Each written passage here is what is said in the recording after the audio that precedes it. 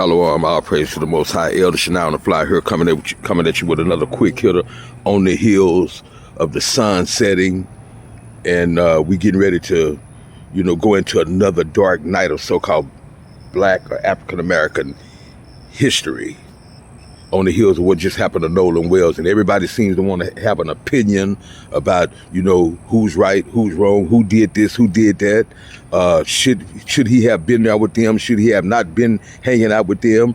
And that's the problem in the so-called Black African American man history, the Israelites, because we are the chosen people of the Bible. We are divided on everything.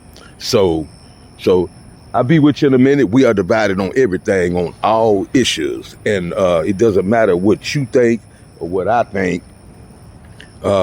Even in households, we divided on, who we should hang with, who our kids should hang with, who our kids should not hang with. But the Bible clearly tells us in the book of Deuteronomy, chapter 7 and verse 3, not to make marriages or covenants with these people. And in Sirach 12 and 10, never trust thine enemies, Sirach 12 and 10. So if we continue to break God's commandments.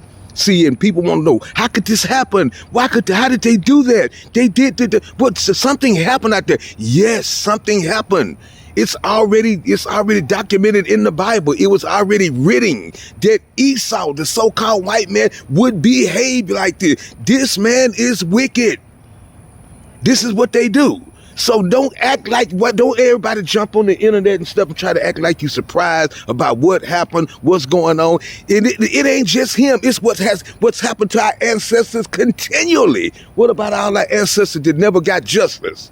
That the cases never came up to trial? Because you got to remember, in the 50s, 60s, 70s, 80s, 90s, wasn't no social media. So what about all the other cases in Mississippi and all around the country that got swept up under the rug? Man, y'all wake up and smell the coffee because it's perking and it's not Folgers. This is what these people do. They hate us. Though they come to us and act like a friend. They put their hand out, and want to shake our hand, but war is in their heart. Eventually they gonna turn on you, and this is the end result right here. Another dark day in so-called Black American, so-called Black and African American history.